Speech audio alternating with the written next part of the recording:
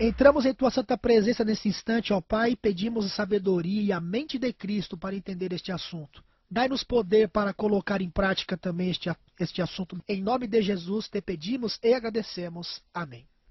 Muito bem, meus queridos e queridas, eu quero continuar aquela série que eu venho fazendo aqui com vocês sobre a última geração. E hoje o tema é a última geração e o juízo. Satanás ele sabe que breve Jesus virá.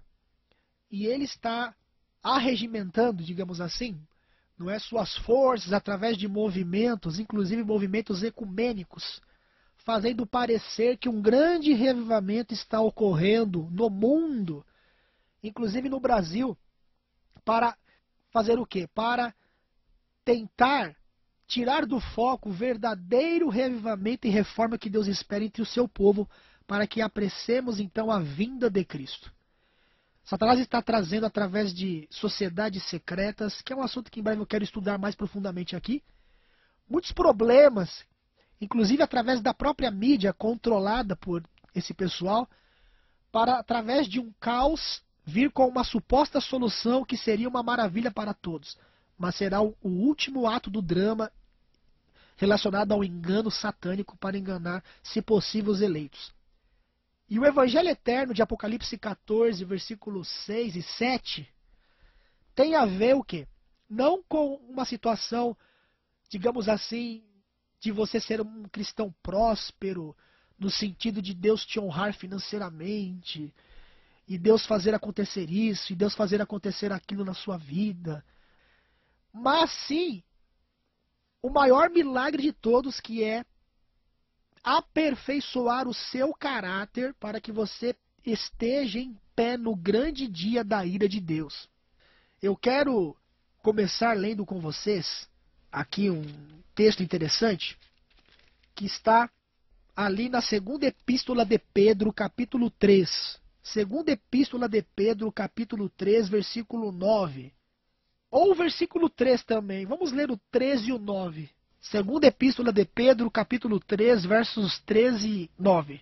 O versículo 3 diz assim primeiro: Tendo em conta antes de tudo que nos últimos dias virão escarnecedores com seus escárnios, andando segundo as próprias paixões. O que significa isso? Pessoas que deixarão de praticar o domínio próprio e se entregarão totalmente às paixões carnais, às tendências herdadas e cultivadas, e estarão em rebelião total contra Deus, como aconteceu lá com os antediluvianos e como aconteceu em Sodoma e Gomorra, e Deus então irá destruir. O verso 4 diz inclusive: E dizendo, onde está a promessa da tua vinda? Porque desde que os pais dormiram, todas as coisas permanecem como desde o princípio da criação. O versículo 9 dá um contexto que é o seguinte, 2 de Pedro 3, verso 9.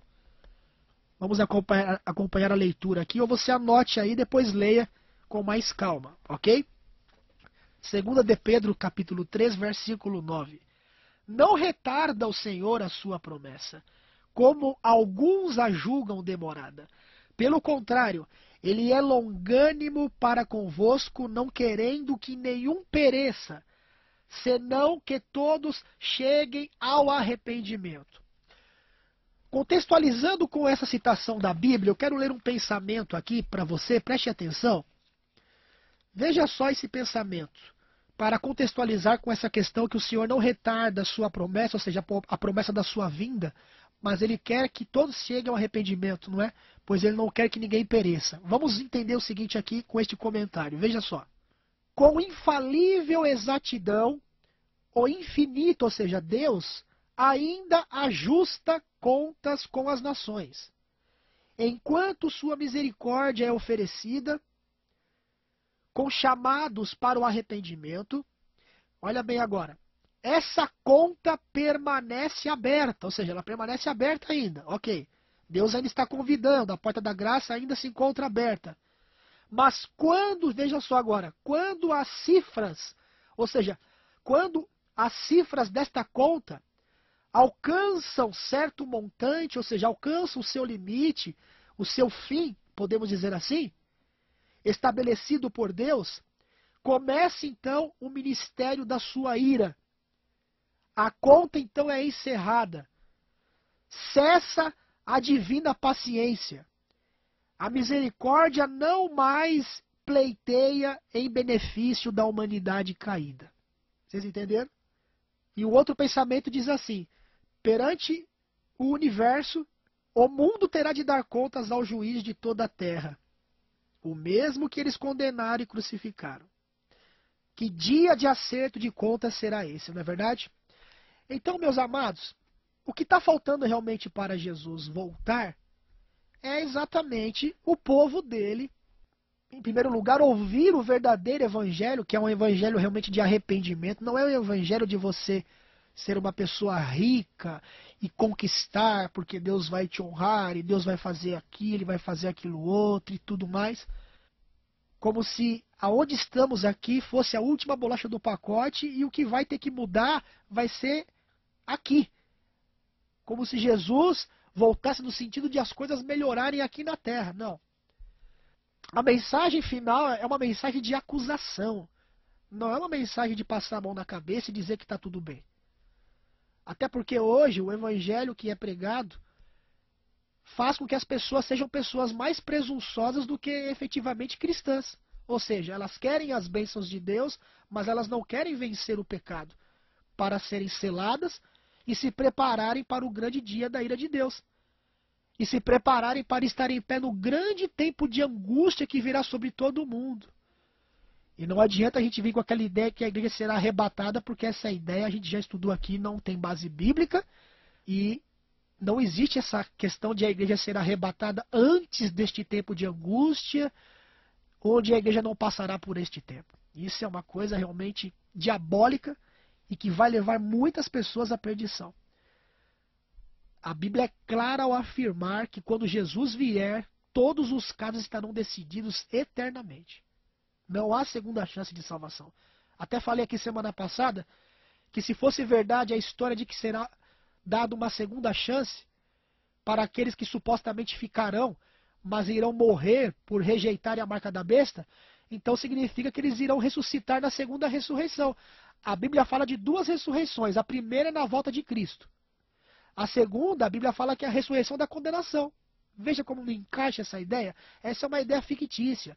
Não tem base bíblica. Hoje é o momento da salvação. Hoje é o momento de você aperfeiçoar o caráter, meu irmão, minha irmã. A Bíblia vem, então, nesses últimos dias, com uma mensagem de acusação. Com uma mensagem de que você em breve terá que suportar, inclusive, até a fome. A Bíblia diz que o pão e a água será na medida certa. Em Apocalipse, a Bíblia diz que será expedido um decreto que proibirá todos de comprar e vender se não tiver o número nem a marca da besta. E nesse interim, o que Deus pede de mim e de você? Que eu e você realmente preguemos e vivamos o verdadeiro revivamento. A verdadeira mensagem de reavivamento que Satanás está tentando confundir com os movimentos que ele está levantando hoje, supostamente reavivados por Deus.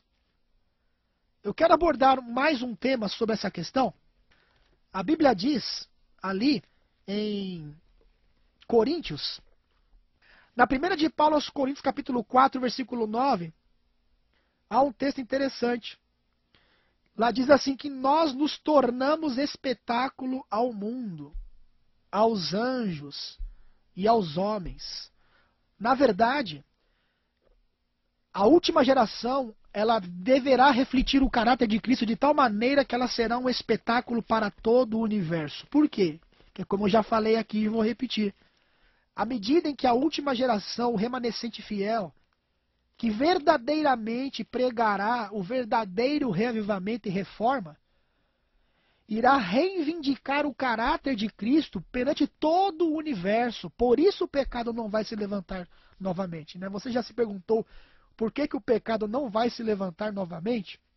Não é porque as pessoas serão como robôs no novo céu e na nova terra. Elas terão ainda liberdade de escolha, porque Deus se agrada disso.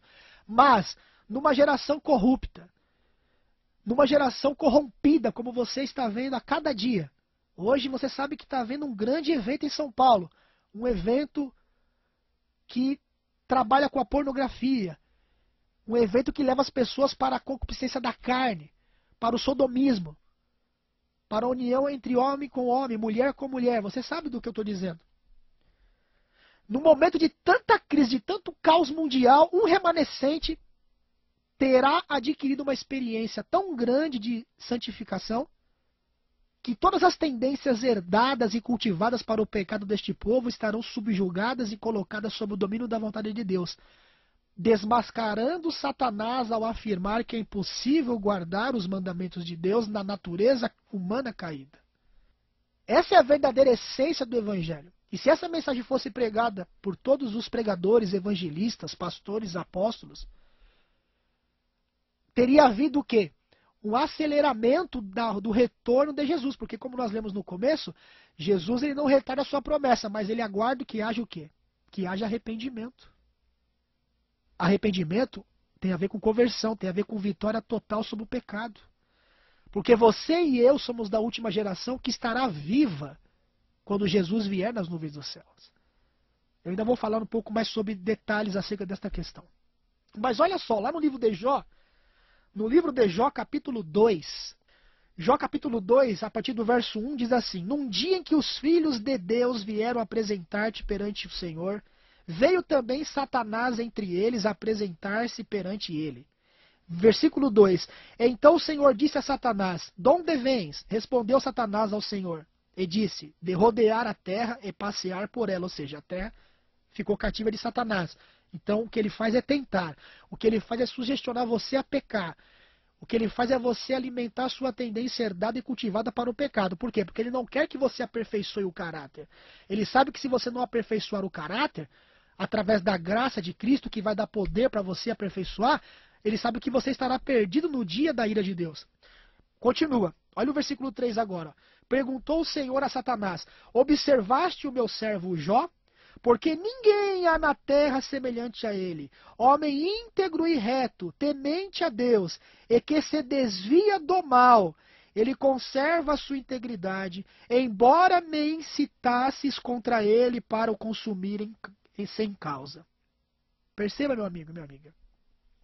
Jó era um homem que vivia à luz da verdade, que era um homem que passou por um processo de santificação no sentido de colocar as suas tendências herdadas e cultivadas para o pecado sob o domínio da vontade de Deus. Não que Jó nunca pecou, não que Jó após isso não falhou, mas sabemos que houve arrependimento e houve um momento na vida de Jó, como houve um momento na vida de Elias, como houve no momento da vida de Enoque, que eles, à medida em que andaram com Deus passo a passo, as tendências foram sendo subjugadas. Um exemplo claro disso é o próprio Enoque, pois a Bíblia diz que Deus o tomou. Por quê? Porque Enoque foi uma prova na geração em que ele vivia, que era a geração próxima ao dilúvio, que seria destruída. E Deus usou Enoque para provar que é possível, mesmo numa geração corrupta, haver um remanescente ainda fiel. Então, quando você resiste à tentação, quando você resiste ao pecado, quando você coloca sob o domínio da vontade de Deus as tendências herdadas e cultivadas para o pecado, você está provando. Olha só como isso é profundo. É muito sério isso. É para isso que você é chamado. Você não é chamado para ser um testemunho porque Deus te deu uma mansão, te deu uma Ferrari, te deu muita grana, e te deu isso, e te deu aquilo, e tatatá, e ttt, e tututu, né? Não. Você é chamado para testemunhar de que você é fiel aos mandamentos de Deus, ainda que você passe por situações difíceis, você é fiel. E isso prova para todo o universo, para os anjos não caídos, para os mundos não caídos, que o pecado não compensa e que Satanás está enganado ao se rebelar dizendo que é impossível obedecer à lei de Deus. Você está entendendo? É para isso que você é chamado. Essa é a essência, né? E a gente vai tratando um pouco mais sobre isso passo a passo. Por que eu estou dizendo isso? Porque em breve a porta da graça estará fechada. Eu quero ler mais 2 textos para terminar e depois eu vou continuar nos domingos seguintes. Apocalipse 22, versículo 11 e 12. Veja bem, Apocalipse 22, versículo 11 e 12. Diz assim: Continue o injusto fazendo injustiça. Continue o imundo ainda sendo imundo. o justo continue na prática da justiça, e o santo continue a santificar-se. Eis que venho sem demora, e comigo está o galardão que tenho para retribuir a cada um segundo as suas obras. Meus amados, claro que Deus não quer que quem está em pecado continue em pecado, até porque seria uma contradição com aquilo que nós lemos no começo, que diz que ele não quer que ninguém pereça, mas que todos cheguem ao arrependimento. Mas por que diz aqui que quem é injusto continue sendo injusto? Quem é imundo continue ainda sendo imundo. Por quê? Porque aqui está falando exatamente do momento em que a porta da misericórdia, em que a porta da graça estará para sempre fechada, como um dia se fechou para sempre para Satanás e os seus adeptos, que foram expulsos do céu. E quando a porta da graça estará fechada, e eu vou ler agora o último texto, tá? Quando a porta da graça estiver fechada para sempre, você e eu teremos que viver diante de Deus, de um Deus santo, sem nenhum intercessor mais. As pragas, depois eu vou falar mais sobre isso. As pragas estarão caindo sobre a face da terra, mais precisamente sobre os portadores da marca da besta. Leia Salmo capítulo 91, quando diz lá que com os teus olhos contemplarás e verás a destruição do ímpio. Um tanto cairá à tua direita, um outro tanto à tua esquerda, tu não serás atingido, as pragas estarão caindo. Será um tempo de angústia como nunca houve, como está lá em Daniel capítulo 12. E para terminar eu quero citar um texto que é o seguinte. 1 de Pedro capítulo 4, versículo 17. Porque a ocasião de começar o juízo pela casa de Deus, olha aqui, ó, é chegada, tá vendo? Ora, se primeiro vem por nós, qual será o fim daqueles que não obedecem ao Evangelho de Deus? Está vendo, meu amigo e minha amiga? Nós estamos hoje em momentos solenes. Em breve o seu nome será chamado lá no juízo. Você já pensou nisso? Você já pensou que o seu nome a qualquer momento poderá estar passando em juízo diante de Deus? Enquanto isso, a gente ouve um evangelho que não prepara as pessoas para isso. Um evangelho que é aquele evangelho que ensina só o que Jesus fez por nós. Ah, Jesus morreu na cruz, ele é muito bom e tá tudo certo. Uma vez salvo, salvo para sempre, acabou, tá tudo certo. O Brasil é de Jesus, o mundo é de Jesus. Veja o grande revivamento que está ocorrendo. Que revivamento é esse? É o revivamento onde as pessoas estão vencendo o pecado? É o revivamento onde as pessoas estão aprendendo a viver em um tempo de angústia, onde a água e o pão será na medida certa? Ou é um revivamento da ganância, do orgulho, da vaidade, da presunção? Em breve o seu nome será passado em juízo, meu amigo e minha amiga. Há algum pecado hoje nos livros? Porque a Bíblia diz que abriram-se livros. Há algum pecado hoje nos livros, no qual não houve arrependimento ainda? No qual não houve ainda confissão? Você que tem o seu nome no livro da vida quando aceitou a Jesus e se batizou? Não seria hoje o momento de você refletir sobre esse assunto? Eu falarei mais sobre isso depois, mas não seria este o momento? Para que você esteja em pé, meu amigo e minha amiga, no grande dia do Deus Todo-Poderoso, é preciso que você se prepare hoje.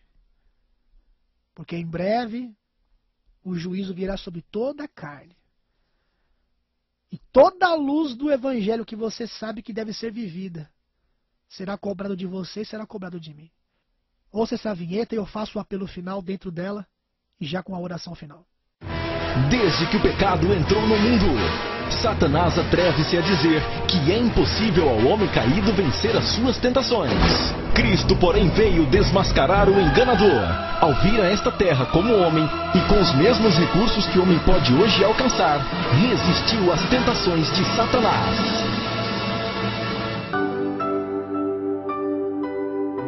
Ou seja, moral da história. Jesus, quando ele veio na humildade. Aquele que tinha todas as riquezas do mundo, do universo, deixou tudo por mim e por você.